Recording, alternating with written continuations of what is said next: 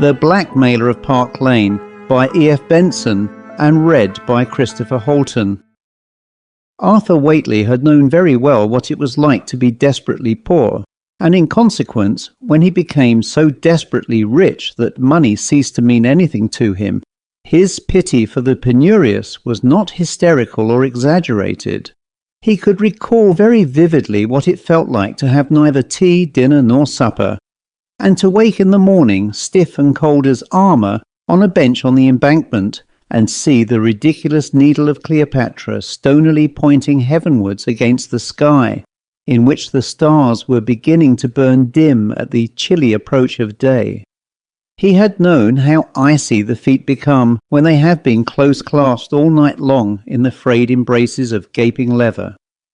But he had known also how sweet and surprising it is to eat when food is imperiously demanded by the cravings of long-continued abstinence, and how ineffably luxurious to get warm when limbs have ached themselves numb.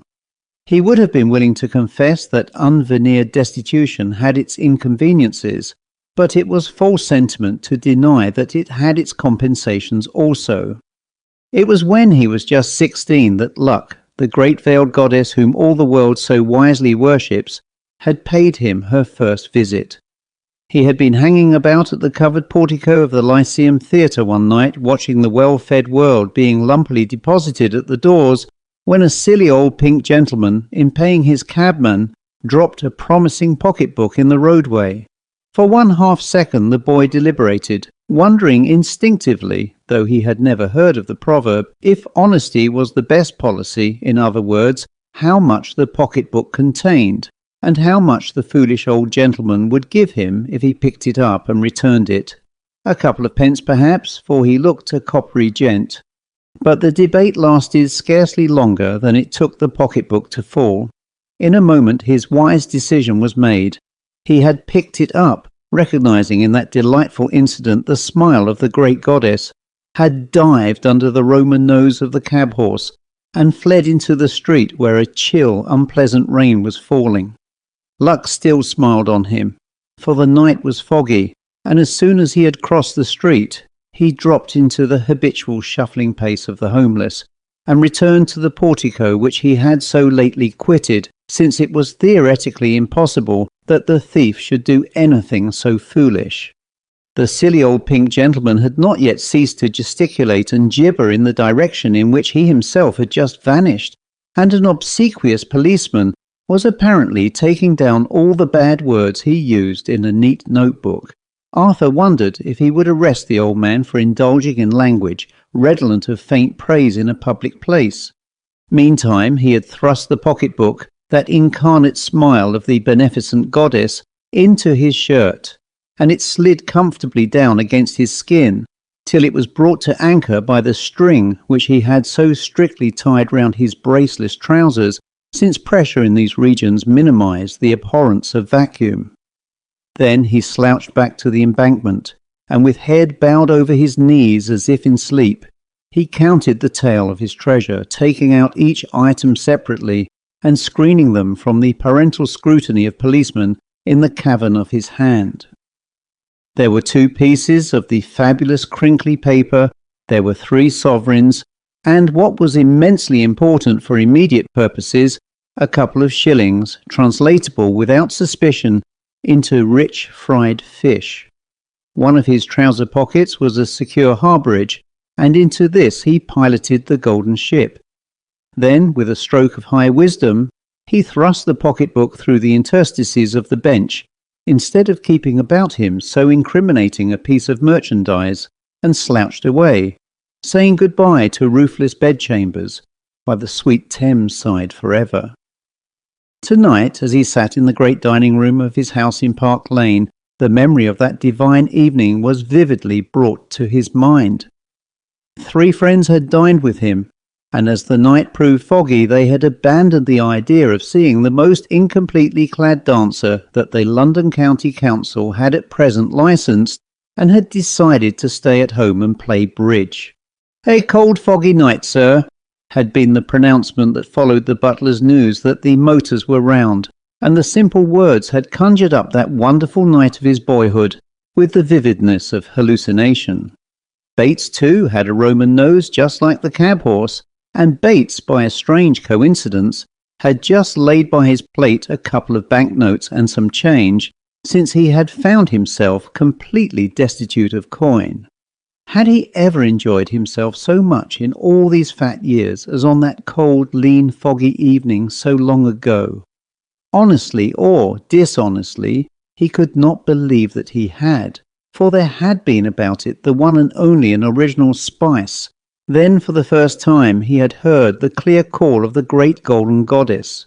She had called often since, indeed for years she had never ceased calling, and it was not too much to say that for years she had been madly and unreasonably in love with him.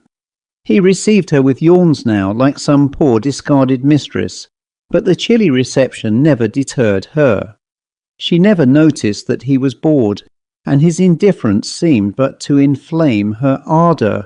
Solid, monotonous good luck had followed him all the days of his life, ever since the night when he was 16 and so happily stole the pocket-book.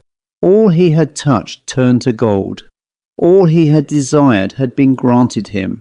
All his ideals, such as they were, had frozen into cold, sweaty facts. Half of the £13, which were the result of his original theft, had been expended in reach-me-down clothes and ready-made boots, which, in those happy years, could be purchased by others than millionaires. For it was symptomatic of him never to grudge money when it was probably a good investment, and between his natural smartness of face and carriage and the acquired smartness of his new clothes, he had at once got a place as hall-boy in an hotel. He learned to swim in the Chelsea baths, and August was scarcely begun when this recreation was turned to solid account, for, being at Margate on Bank Holiday, a pleasure boat conveniently capsized near him, and he easily rescued the only daughter of a prosperous bookmaker. That gentleman seemed not to resent the unexpected survival of a rat-faced child, had given him £50 in cash, and subsequently several racing tips by way of a gilt-edged security for the £50. These proved not to be gilt-edged only, but completely covered with pure gold. Then came the news of possibilities in South Africa, and gambler as he was in every drop of blood in his body, he had gone for these with £1,000 to his credit. He threw his £1,000 at the Rand, and as if he had given it a little emetic pill, the Rand belched gold at him. In 10 years, though he had enjoyed those years quite enormously, the savour of money-making grew stale, and with a brilliant excursion into American rails, which returned him his fortune more than doubled, he quitted the speculative arena, and for the last decade and a half had looked with eyes of incredulous wonder at the extraordinary gentlemen who continued to go to offices in the city all day long and industriously accumulate what they did not want. There was one such here tonight, a great round dark man with yellow hair, the colour of a London fog. He took a grudge month's holiday in the year, but otherwise sat in an office with his ear to a telephone and his mouth to a speaking tube. Perhaps it amused him, for certainly there was always in his eye a remote twinkle, as if he had constant grounds for private mirth, and Arthur Whately had often suspected him of being a secret humorist. Yet in the ordinary commerce of social life, none was so heavy or so commonplace. He and his wife were social climbers of pathetic industry, who gave parties that tried to be smart and only succeeded in being garish. Yet there was that secret twinkle in his eye. The same good luck had dogged Arthur Whately in affairs more intimate to his happiness than gold. He had married the woman whom he adored, and just when his adoration had cooled and she was beginning to bore him to extinction, she had run away with somebody else. He had wanted the particular house in which he now sat, and the owner had died just when his demise was most convenient, leaving his affairs in unutterable confusion, and his executors were delighted to sell everything. He had, again, in artistic spheres, conceived a violent passion for the pictures of Giovanni Bellini, and an impecunious peer, foreseeing that income taxes and death duties were swelling like inflated footballs, had sold him his priceless collection, which now hung round the walls of his dining room. Finally, on this particular evening, when he felt very much disinclined to go out, Providence had sent a fog to serve as an excuse for stopping in, and yet bridge was rather a stale affair. There was a certain intellectual pleasure in thwarting other people, but it was not much fun being clever when the rest were, comparatively speaking, such fools. His private band had been assembled in the gallery of the ballroom, in case music was required, but they had been dismissed, since the four went straight from the dining room into the fan room, where a card table was laid out. These fans were famous, and had once been the property of Marie Antoinette and other ladies, whose goods had been disposed of after their death by their executors or executioners, and Arthur Whately had acquired them at immense expense during the year of his married life to please his wife.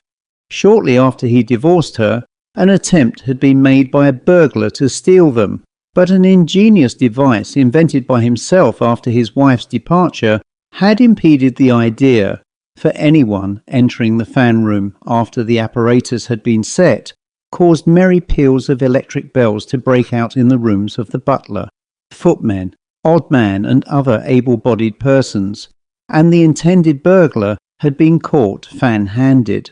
But his confession that the late Mrs. Whately had commissioned him to attempt this job so interested Arthur Whately that he took no proceedings with regard to him, except to give him supper.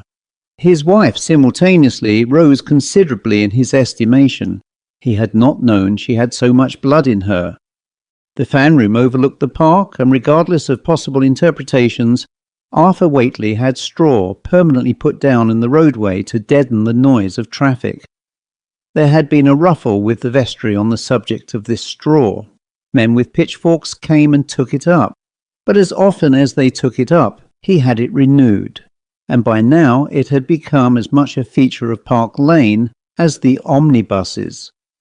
Occasionally a policeman new to the beat and fired by professional enthusiasm would question the straw strewers, but the mystic whisper, a friend of Mr. Whately's, had the forcefulness and wit of brevity about it. The game was tepid. Not even his opponent's remarkable and reiterated revoke in no trumps really warmed it, and Arthur Whately was glad when his guests departed, for, unaccustomed as he was to brooding over imaginary troubles, or dulling his very acute brain with the narcotic poisoning of self-analysis, he was a little anxious about himself tonight, and was glad of a quiet hour before going to bed to examine the cause of his disquietude. It was still early when they left, for there was a dance somewhere to which the two ladies with the irrepressible enthusiasm of advanced middle age were going on, while the financier was going home. On the doorstep he confided to his host that his name was to appear next morning among the peerages given in honour of the King's birthday, and Arthur Whately supposed he was going to seek the privacy of his own study to practice writing his new name, which was to be Peebles, in memory of pleasure. He adjusted the bell-pealing apparatus in the fan room and retired to his own sitting room, which adjoined his bedroom. Half a dozen exquisite Watteaus decorated the walls, and the bureau which stood opposite the door was from the effects of the unfortunate Queen of France. Often and often he had thrilled at the thought that she had sat there and written those little ill-spelled notes in her sprawling hand, but tonight he would not have cared if he had found her sitting there in person. Tedium vitae, the weariness, the boredom of success, which poisons the lives of emperors and scratched golfers, had laid its heavy hand on him. He had poached the world like an egg, but he could find no salt. So it was that which ailed him. Often of late he had found he had little zest for this pursuit or that, but it had not struck him till this moment that the whole affair was flat. And yet it was not himself, so he felt, that was to blame. He was still but a year or two past 50, handsome and healthy, and his powers of enjoyment he knew were undimmed, provided only he could find something to exercise them on. In himself he was eager, alert, longing for excitement, but to do the same thing over and over again did not excite him. The early years of hunger and struggle and achievement had accustomed him to a high level of emotion. He wanted to burn, not to smoulder quietly away as most people were content to do. Indeed, he had done everything he could think of. He had loved and married and been bored, and had no intention of tempting the ennui of domesticity again. Nor had he any taste for the more irregular pleasures of the senses. They were all poached and saltless. Material possessions, of course, had ceased to interest him, since he was completely surrounded with all that he thought most exquisite in the world of art, and to accumulate for the mere sake of accumulation seemed to him an exhibition of pig-trough greed. And it was so easy. He could buy anything that was for sale. Perhaps if Mr. Morgan or some insatiable hoarder owned a desirable piece or picture and would not part with it at any price, he might find a secret rapture in attempting to steal it, just as his wife had done with the fans. But otherwise the act of acquisition had become too easy to be any longer agreeable. Everything wanted salt, but that was the fault of the objective world. He, subjectively, had as good an appetite as on the entranced and canonized evening when he stole the pocketbook of the silly pink man, that unconscious founder of his fortunes, who, vastly sillier than ever, had dined with him only last week, and had had a fatal apoplectic seizure immediately afterwards. Tonight he almost cursed his memory for his foolishness 35 years ago, for it was that theft which had led to this weariness.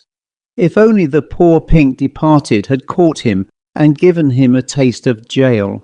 Arthur Whately felt that he might now be rapturously pursuing the thrilling, hazardous paths of the hardened criminal, to whom every house is a possible crib to be cracked, every jewel in a woman's necklace a week of delirium and drunken debauch. But where is the fun of stealing if you already own more than you can possibly want? In his mind he swiftly ran through the 10 Commandments, and found, as he had feared, that it would not give him the slightest pleasure to break any of them. There might be a little excitement about bearing false witness against your neighbour, but then that would entail appearing in a law court and listening to the pitiful humour of some fussy judge. As for the rest of the commandments, they suggested nothing amusing. There was nothing to be done with the 5th, because his father and mother had been dead for years. The 6th implied blood and violence was foreign to his nature. But for a moment he lingered over the picture of strangling Lord Peebles and burying him in the straw in Park Lane. There was something grotesquely attractive in the notion, but probably the coroner's jury would give their verdict that he had been strangled by natural causes, and that death had been accelerated by the immediate prospect of a peerage. He himself had thrice been offered a peerage, once by the Liberals, once by the Conservatives, and once prospectively by the Labour Party. His invariable answer had been that previous engagements prevented him accepting their kind invitation. That had amused him at the time. Now it seemed deplorably witless. But could he not devise something for Lord Peebles that should spoil his pleasure? Why should Lord Peebles have that secret twinkle in his eye? Why should he, at his age, be still enjoying life?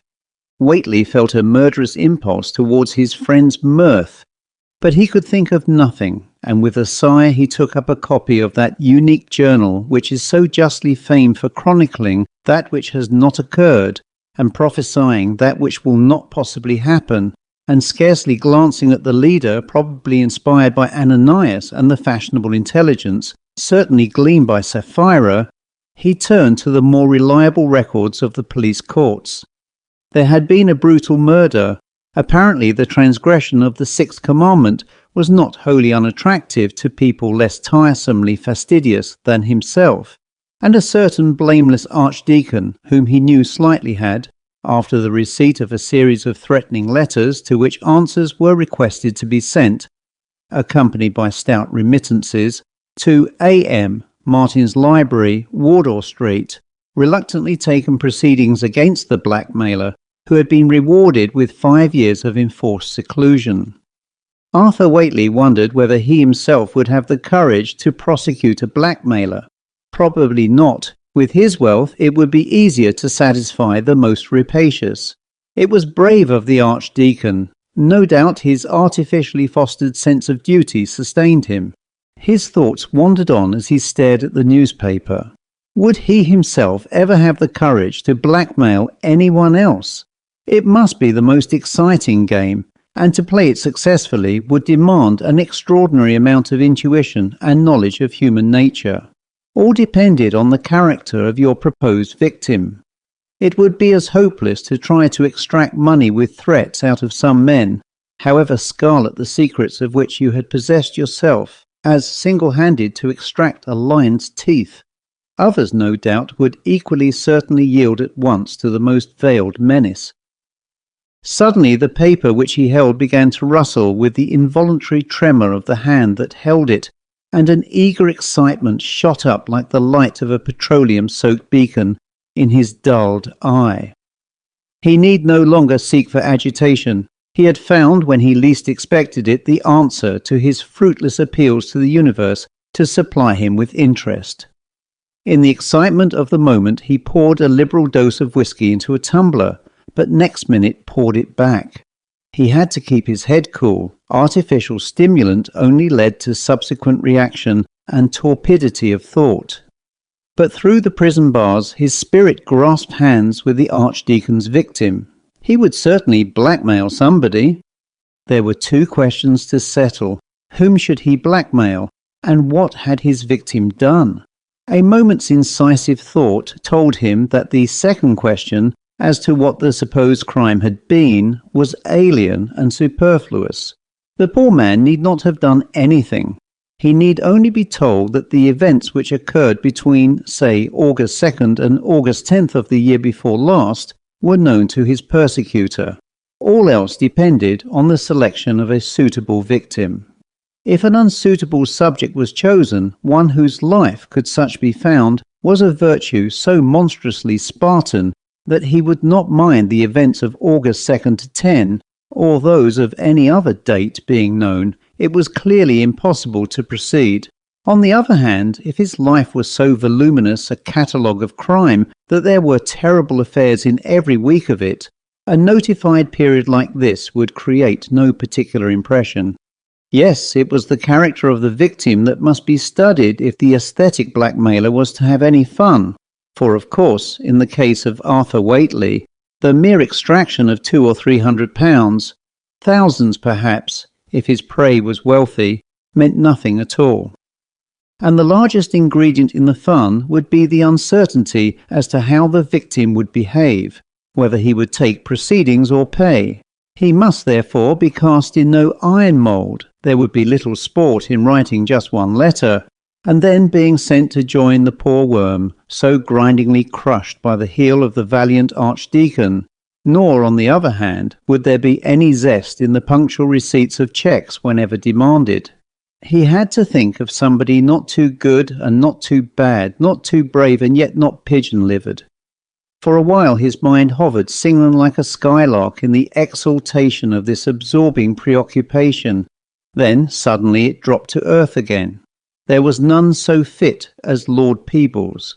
His hand trembled for the pen that was mightier than the sword, and after a few moments' concentrated thought he dashed off these cold, cruel lines, which would serve as the basis for attack.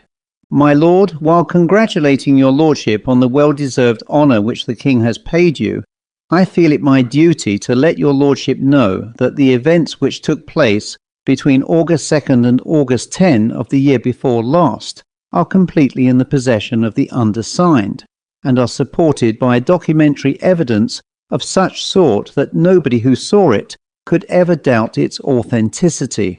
I am prepared to give up to you all such papers as are in my possession for the sum of £2,000. I am a poor man and a desperate one, but am strictly honourable in all business matters such as this, and on receipt of that sum in gold I will strictly carry out my obligations.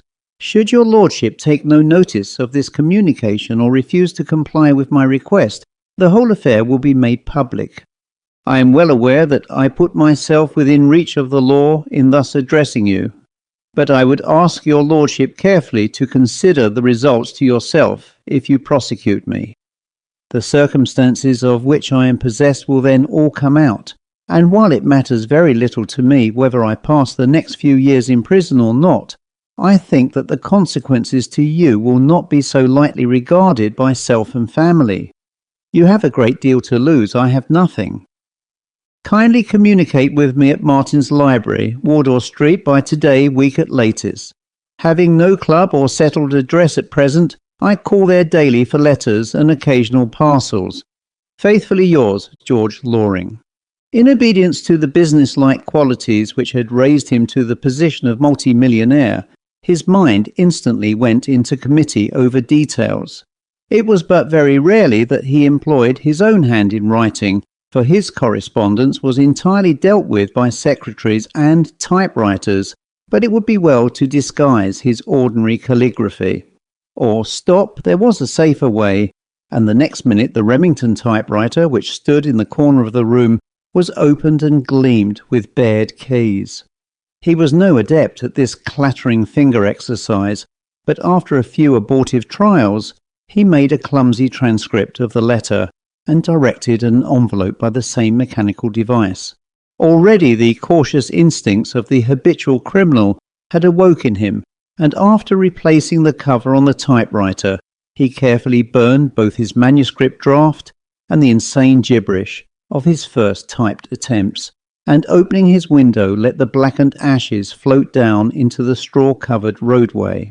It would never do again to let the incriminating document lie among the other letters for post, and he hid it below the shirts in a wardrobe drawer in his bedroom in order to post it himself at some central letterbox next morning after verifying the existence of Martin's Library. Then, since it was already very late, he went to bed with eager anticipation for the morrow and many morrows. The next week was full of delightful interests. It passed in a spasm of absorbing moments, and he was astonished and disgusted at himself for not having entered sooner on a course of blackmail. True artist that he was, he did not pay constant visits to Martin's Library. As soon as it was possible that there might be an answer to his letter, and ask if there was anything for George Loring, but with a higher aestheticism, preferred to taste the delights of suspense, and determined not to make any inquiries till the notified week had elapsed. But he could not avoid haunting Wardour Street, picturing to himself with artistic gusto his official visit to the library. Once only was the flesh too strong, and though the week of grace had not yet expired, he could not resist the temptation of entering the library. The shop was empty, and somewhat to his disappointment showed no lines of filled and fitted shelves, as he had hoped. He had imagined the smell of leather bindings, bookcases full of venerable volumes of the Fathers, a dignified and courtly librarian. Instead, he found a small deal counter on which were displayed the more odious of penny publications, and a stout old woman of comfortable appearance looked up from her knitting as he entered. But behind her, and his heart beat quicker at the sight, were rows of capacious pigeonholes, each initialed with a letter of the alphabet. But even as she asked him in a hoarse, fruity voice what she could do for him, he called on his finer instincts again, and instead of asking if there happened to be anything for George Loring, contented himself with buying society pars and frivol and fashion. With these prints in his hand, he left the shop without even looking at letter L. But after all, perhaps the commonplace sordidness of the establishment was of greater artistic value than his preconceived idea of it. It was a grimmer affair like this. It was more piquant, more trenchant that white-faced men, trembling and unmanned by the possibility of dreadful disclosures coming to light, should bring their forfeits to this ordinary little establishment, that their unseen and terrible persecutor should ask for letters from a comfortable old lady over a dingy deal counter. Hardly had he emerged when there drove by a motor in which, of all people, Lord Peebles was sitting, who waved an absent welcome to him. He saw at once how dangerous had been his visit. Supposing he had asked for letters for George Loring and had staggered out of the shop with a scarcely manageable parcel of gold to encounter such a meeting, it was distinctly within the bounds of possibility that that nobleman would connect him with George Loring. His blood ran cold at the thought, and yet it was a pleasing shiver which at once suggested a further precaution, delightful in the devising. A disguise was imperatively necessary. He hailed a taxicab and spent an enraptured afternoon. George Loring had probably done this sort of thing before, and it might be supposed that though poor and desperate, he retained from the fruits of his last crime clothes of a flashy and ill-fitting description, such as he would certainly wear a gaudy check suit and cheap patent leather boots. His tie of the Brussels carpet type would assuredly be pinned with something too magnificent to be possibly valuable. Detachable cuffs and dicky. A hat with a furrow in it would complete his detestable array. Arthur Whately himself was clean-shaven and solidly English in face. A moustache and imperial, therefore, suggesting a Polish conjurer, were indicated. These must be of convincing make, incapable of detection, and a visit to an expensive perruquier's with a brilliant tale of a fancy dress ball made the last visit of a thrilling afternoon. And that night, when the great house in Park Lane was silent and the electrical apparatus in the fan room adjusted, a figure, appalling to contemplate, strutted and pirouetted before the big looking-glass in his locked bedroom. All this, so exquisite to his pleasure-jaded palate, was but the material aspect of his adventure. Far sweeter and more recondite was the psychical honey of it, for 2 days after George Loring had sent his letter, Lord Peebles telephoned to know whether Arthur Whately would play golf with him, and though he detested and despised the game, he gave an enthusiastic affirmative, and drove down with him to the Mid-Surrey links at Richmond. Certainly Lord Peebles looked worried and anxious, and the grey streak above his ears seemed to the vigilant eye of his friend to have assumed greater prominence. "It's so good of you to ask me to play," said Whately as they started. "I am a wretched performer, and I know your prowess." "Oh, I expect we shall have a very even match, said the other. "And I needed a day off, though it is not Saturday.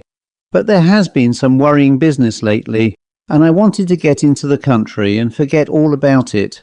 Very worrying business." Whately's eye gleamed secretly. These worries fed his soul. "Indeed, I am sorry to hear that," he said. Thank you. A purely private affair. Don't let us talk of it. Pretty the country looks. What's that river we are crossing?" "The River Thames," said Whately almost tremulously. "Perhaps," said Lord Peebles. He cleared his throat. "The Thames," he began, and then changed the subject to something amazingly foreign to that topic. "It is strange how one's memory plays tricks with one," he said. "A couple of days ago I was trying, quite idly, to recollect where I spent the early days of August, the summer before last, and was totally unable to recall what I had been doing. My wife remembers that we went to Scotland on the 11th, but she too has quite forgotten what we did just before. She inclines to think that I was paying some visits without her. Curious." Arthur Whately laughed in a sprightly rallying manner. Ah, he said. "She is probably right, eh? Trust a wife's memory, my dear fellow, on that sort of point." "No doubt she is right," returned the other, "but it is strange that we can neither of us recollect where I went." "Perhaps you never told her," said Whately gaily.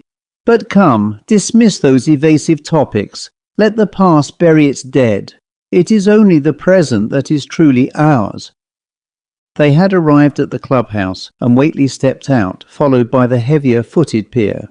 It was almost too good to be true that by sheer accident he had lighted on days that seemed hard to account for, and, treading on air, he hurried into the dressing-room, where, in momentary privacy, he was forced to indulge in a few toe-pointing capers of delight. And after all, though the emotions with which he had supplied his friend were of anxious and ominous description, still emotions after all of whatever sort are the salt of life, and here was a new one for him, something with a strong flavour about it. but he could afford to be generous since he himself was being so richly entertained, and he did not grudge him one pang of the worry and anxiety inseparable from his position.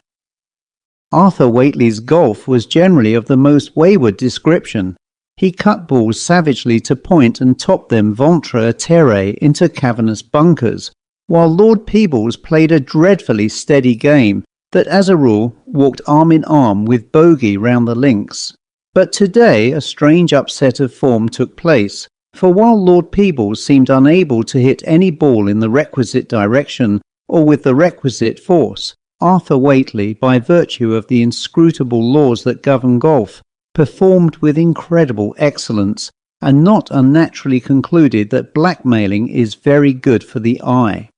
Not for years had he felt so keenly the zest and ecstasy of living, and while watching his unfortunate opponent digging his ball out of tussocks of rank grass and eviscerating bunkers, he planned many similar adventures for the future. He felt as if he had awoke at last to his true nature. By accident he was a millionaire and the architect of his own colossal fortune, but by instinct and birth he seemed to be an aesthetic criminal, and the discovery had come upon him, though late, yet not too late. There might be many ecstatic years in store for him yet. The days of that enchanted week passed slowly, and each moment that brought him nearer Friday morning, when he would don his atrocious disguise and visit Martin's library, brought him no nearer any firm conjectures as to what he should find there. It so happened that he met his victim several times in the course of the week, and if, as on the occasion of their golf match, his mental and physical aspect seemed to indicate that he would assuredly lack the courage of the Archdeacon and obediently pay his fine, on other occasions he showed a calmness and control that was consistent with more aggressive proceedings. To Whately's knowledge, he transacted during that week a very difficult and intricate financial undertaking that caused certain bankers in Berlin to curse his acumen, and later he won the Mid-Surrey Monthly Medal, which looked as if his aberration had been only temporary, and the uncertainty and suspense thrilled and fascinated his persecutor. It was about 12 o'clock on the Friday morning that a dejected four-wheeler stopped opposite Martin's library, and the ambulatory population of Wardour Street, accustomed to all manner of eccentricities, looked with wonder at the garish figure that emerged. 2 hours before, Arthur Whately had set off from Park Lane with a small portmanteau and had driven to the Charing Cross Hotel, having adjusted moustache and imperial with the aid of a small looking-glass in the cab, and had taken a room for a widower of the name of George Loring, paying for one night's habitation. There he had effected his change of clothes and left the valise containing the outer garments of Arthur Whately, at present in a state of suspended existence. He entered the library with a strutting martial air, and as once before the comfortable old lady looked up from her knitting and asked how she could serve him. "I have called for letters and parcels for Mr. George Loring," said Whately in a falsetto voice, which was the result of diligent practice, but a glance at pigeonhole L showed him that it was empty. "Yes, parcel and letter for Mr. George Loring," said the old dame, "but the parcel was too big to put in the pigeonhole, let alone lifting it, so I put them together somewhere. Dearie me, now, where was it?" "This is a strange way to conduct a public library," said Whately, forgetting all about the assumed falsetto, "that the librarian should not know where she has deposited the property of her subscribers. Mr. Martin would be far from pleased. I am pressed for time, madam. Business in the city." The old lady turned slowly round and beamed on him. "And if I wasn't sitting on it all the time," she said, "just for safety, as you may say. There, young man, you'll find it heavy, and there's sixpence to pay." "A most reasonable charge, madam," said Whately. And can you tell me who left the parcel, what he looked like?" She nodded at him. "Such a fur coat I never see," she said, "and his motor fare stopped the traffic. I didn't take much account of his face, though I would swear to a beard." "A shrewd observer," said Whately in his most genial tones, and staggering out of the shop with his parcel, deposited it on his own toe as he stepped into the cab. The pain was severe, and for the moment damped his ecstasy and caused him a loss of self-control. "Charing Cross Hotel, you old idiot!" was his unjustifiable direction to his cabman. As he drove there, he tore open the note. It ran as follows: "Dear Sir, you have me completely in your power, and I send the money you demand.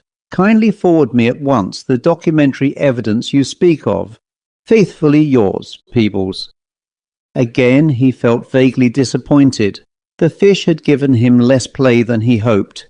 He had but towed its sulking carcass to land.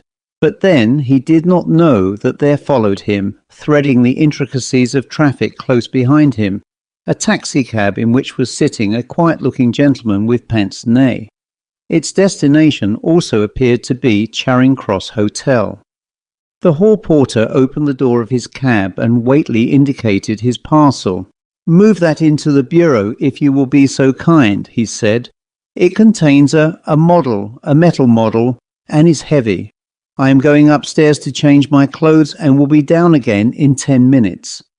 Less time than that was sufficient for him to resume the habiliments of Arthur Whately and stow the apparel of the vanished George Loring in his bag. His imperial and moustache he still wore, for it was his intention to use depilatory measures in the cab, which took him back to Park Lane, lest the complete transformation might prove too staggering for the hall porter. This time he himself took the parcel, a wooden box clearly wrapped up in brown paper, to his cab, put it, not on his own foot, but on the seat opposite, and genially told the driver to take him to Park Lane. Close behind him followed the taxicab containing the gentleman with pince-nez, modest, secluded and unobserved, and from a few doors off he saw Mr. Arthur Whately, burdened with the parcel he had brought from Wardour Street, stagger into his own house. His business seemed to be not yet finished, for having seen him home he drove back to an office in the city, and was at once taken in to see the head of the firm. His interview lasted about half an hour, and he left behind him when he went a very much astonished gentleman over whose mobile face a succession of queer secret smiles chased one another like gleams of sunshine on a cloudy day. Excellent businessman though he was, he gave for the rest of the day but tepid attention to his work. Arthur Whately, meantime, was closeted with his gold. With the aid of a pair of nail scissors for prudence counselled secrecy, he succeeded in raising the lid of the box and found it packed inside with smooth, discreet little sausages of white paper. A couple of these he unfolded, and from each flowed out a stream of clinking sovereigns. In each were a round 100, and the little sausages were 20 in number. He put a liberal handful of gold in his pocket. He locked the rest into the safe that stood in the bedroom. And those £2,000 were somehow sweeter to him than his whole unnumbered fortune. They seemed to him the reward of a cleverness that was more peculiarly his own than that which had amassed so huge a harvest in South African mines and American options. They were doubly sweet, for they were both the fruit of secret criminal processes and had been wrung by terror out of his friend. He lunched out that day. His soul basked in the heaven of high animal spirits which had so long been lost to him, and in the stimulus which the last week had brought to him, he felt like a Peri who had regained paradise. Perhaps reaction would come, but for the present it held aloof, and in case it did, he could always, as he phrased it to himself as he walked lightly down Bond Street, apply the squeezers again to poor Peebles. The vocabulary as well as the spirits of a schoolboy had come back to him. Long-forgotten slang tripped off his tongue, and he examined shop windows with eager enthusiasm. There was a beautiful Charles II rat-tail spoon in a shop of old silver, and he entered and bought it, paying for it on the spot with 15 of his newly acquired sovereigns. The purchase gave him more pleasure than any he had made for years. It was the fruit of his splendid stroke of blackmail. At another shop he bought for £5 a charming figure of a seagull in Copenhagen china. Lord Peebles had a collection of this pale fabric, and his friend felt it would be a privilege to add to it. That also was paid for in gold. and after he had left each shop, a quiet man entered and conferred privately with the proprietor, leaving a companion outside who strolled after the millionaire. Returning home, he sent out a number of invitations for a dinner party in 10 days' time. A royal princess had intimated that she would like to dine with him that night, and he included in his invitations Lord and Lady Peebles, both of whom were snobs of purest ray serene. Later on he would ask them again to some similar function, for he felt that 2 such invitations would make full compensation for the anxiety he had caused. He did not regard the bagatelle of gold. That meant nothing to either of them. Then, after an hour with his beautiful collection of Greek coins, he dressed and went out to dinner. Lord Peebles was of the party, and the 2 cut into a table of bridge afterwards and played for a couple of hours, with luck distinctly against the newly created peer. Generally his losses caused him exquisite agony. Being very rich, he could not bear to be ever so little poorer. But tonight he laid down a couple of £10 notes with a smile. "I pay you, my dear Whately," he said. £14, is it not? I wonder if you can give me 6. Whately could and did. "You have had the worst of luck," he observed genially, "but it's only a game. By the way, I hope I shall see you and your wife to dinner on the 23rd. I sent you an invitation this evening." Lord Peebles took up his change and looked rather carefully at each sovereign in turn, as if to question its genuineness. "Curious thing," he said. "Each of these sovereigns is marked. There is a small capital P scratched on the field in front of St. George." He passed one over to Whately, who felt as if some warning whistle had sounded remotely in his ears, but he contrived to speak in his natural voice and got up. "I see," he said. "I wonder what that means. Bates gave me them just before I came out." "Indeed," said Lord Peebles negligently. "Yes, the 23rd would be delightful. Are you going?" "Yes, I think I shall be off," said Whately. He drove back to Park Lane, and without setting the pleasant peal of electric bells in the fan room, went straight to his bedchamber and got out the box which had thrilled him with such exquisite pangs of pleasure that morning. He stripped the paper off sausage after sausage of gold, until his bed was piled with the precious metal, and on each shining disc the same ominous discovery met his eye.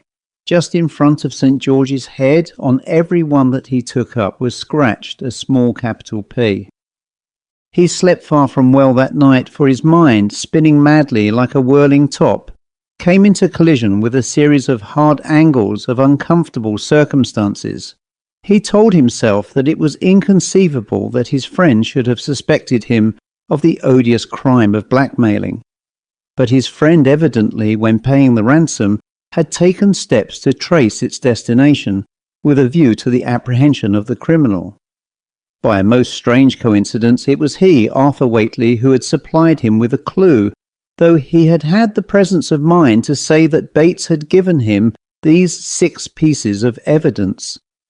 Then, with a pang of alarm that made him sit bolt upright in bed, he remembered that there were 4 more of them in the shop where they sold china cats and seagulls, 15 more in the silversmith's, where he had bought the Charles II spoon, and 2 others in the hair-cutting establishment in St. James's Street, where he had so lightly purchased a safety razor and a small india-rubber sponge.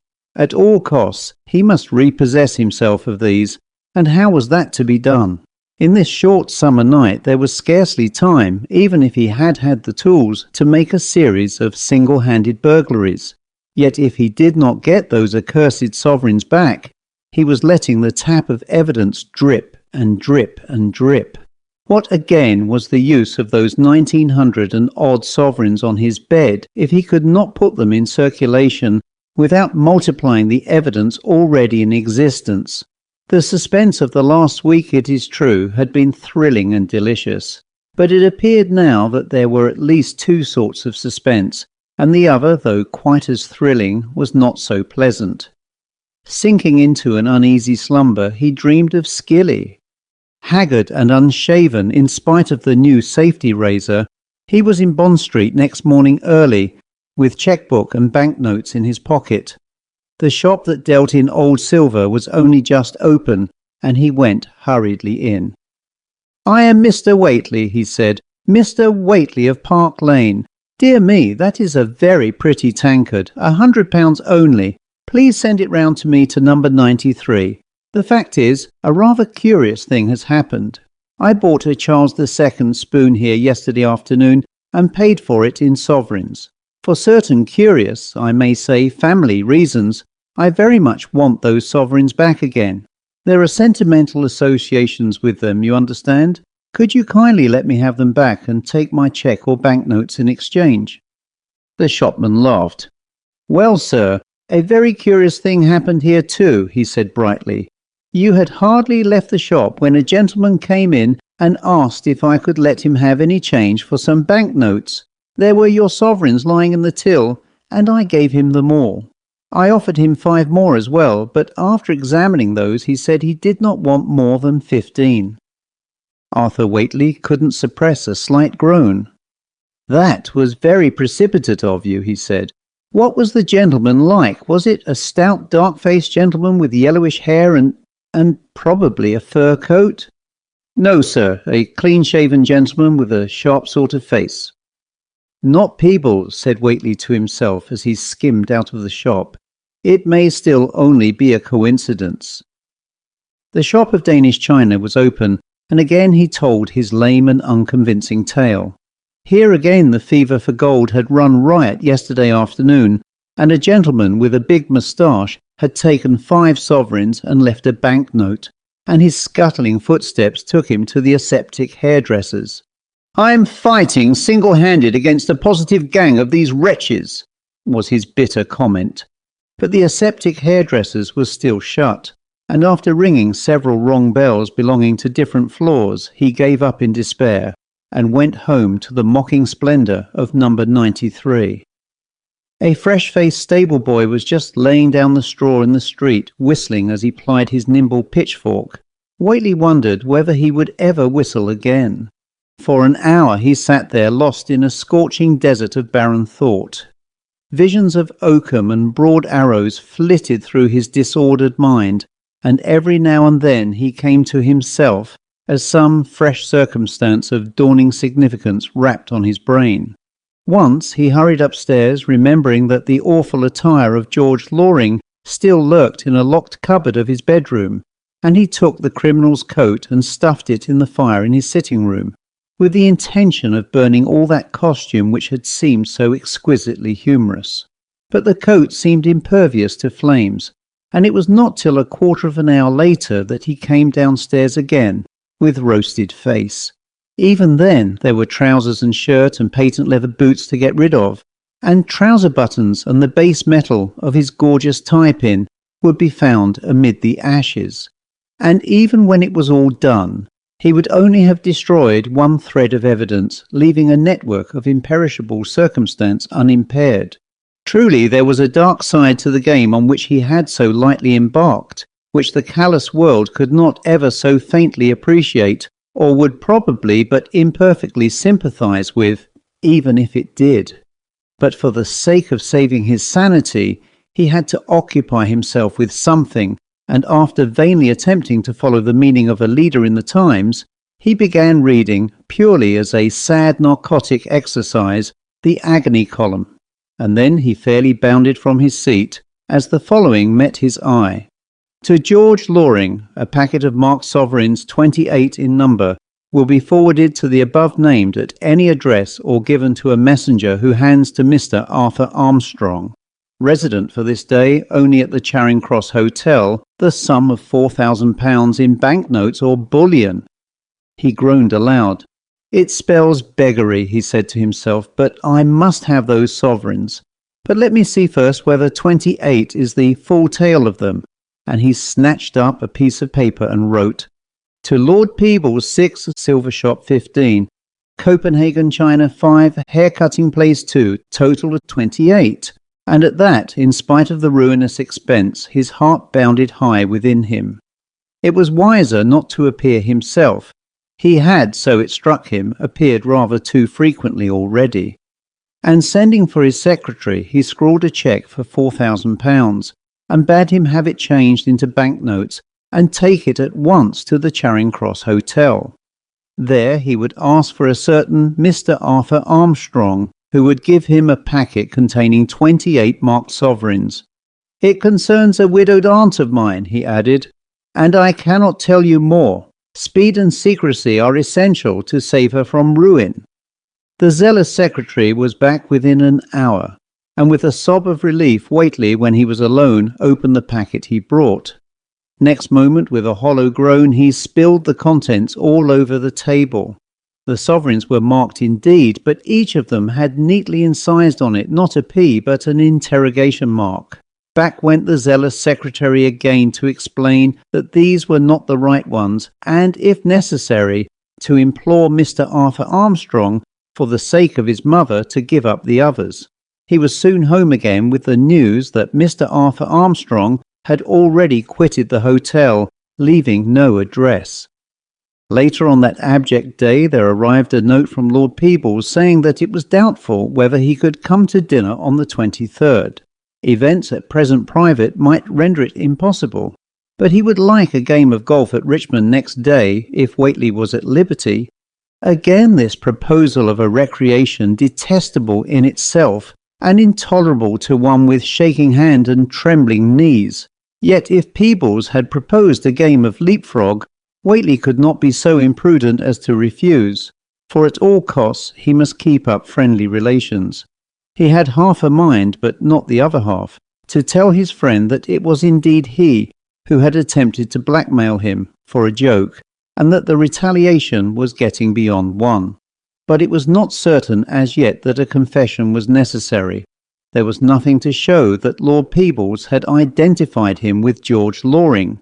It looked like it, it looked uncommonly like it, but what proof had he? Whately, it is true, had given him half a dozen of his own marked sovereigns, and no doubt Peebles knew that he had expended others on Copenhagen china, Charles II silver and American articles of toilet, but that was all. It certainly was a good deal. There is no need to dwell on his further anguish. The game of golf was a cruel parody of sport, and Peebles was in his most pompous mood, speaking of the House of Lords as "we." At other times he spoke with strange persistence of the horrors of English prisons, and mentioned that he had been appointed visitor to Wormwood Scrubs.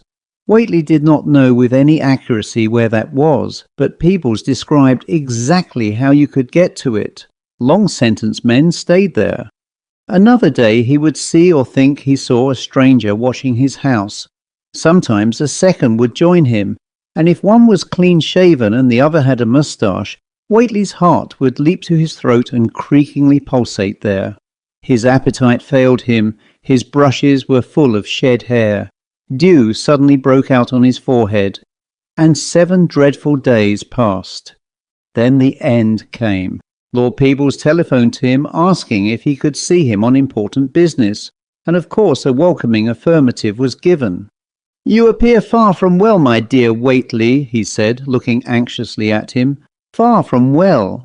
A little dieting, do you think? A little regular work? A little abstention from alcohol?" Whately gave a haggard glance out of the window. It was a foggy morning, and in the roadway he could but faintly distinguish a large black van which had approached noiselessly over the straw and now stood there. At that sight there was no longer any doubt in his mind that Peebles had adopted the ruthless archidiaconal attitude towards blackmailers and was going to have him arrested.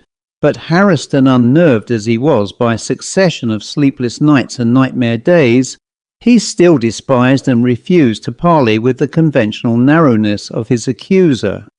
Yet Lord Peebles still wore his pleased and secret smile, and it was not good manners to look like that in the act of committing a friend to a convict prison.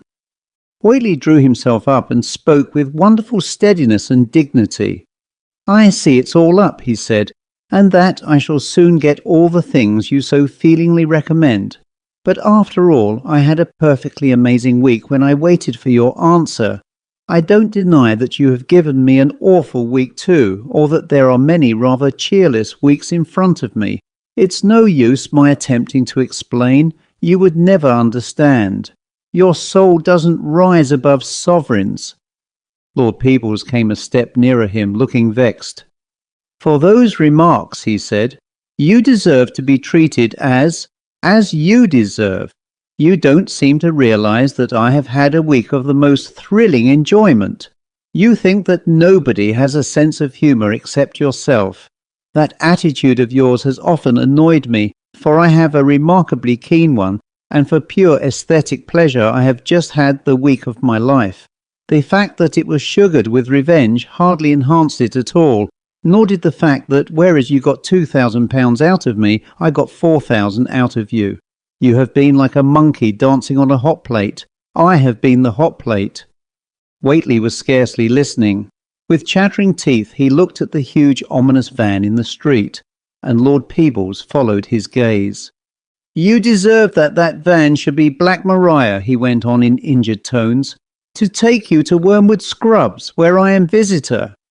Isn't it?" asked Whately. Lord Peebles peered into the fog. "The harmless, necessary pantechnicon," he said. Then he subsided into a chair, and his great bulk began to shake with spasms of ungovernable laughter. And gradually the colour came back to Whately's face, and shortly after an uncertain smile hovered on his mouth. "And is it all over?" he asked. Lord Peebles took a small sausage of sovereigns out of his pocket. "I brought these along with me," he said. "Please count them. They are all marked, and there are 28 of them. I will exchange them with those you possess, marked with an interrogation point." "You shall," said Whately. "God bless you." "I was not certain when I came here," continued Lord Peebles, disregarding this interruption, "whether I should put you out of your suspense or not, but your haggard and emaciated appearance, my dear fellow, decided me. Besides, I am £2,000 to the good, or nearly so, for I owe some small sum to detectives. If I did not have mercy on you, you would probably be too unwell to give your party for the Princess on the 23rd, and I should be sorry to miss that. Otherwise I might have let you have a week or so more of excitement. I had several other little notions, little tunes for you to dance to." "You shall sit next her," said Whately with quivering lips. The end.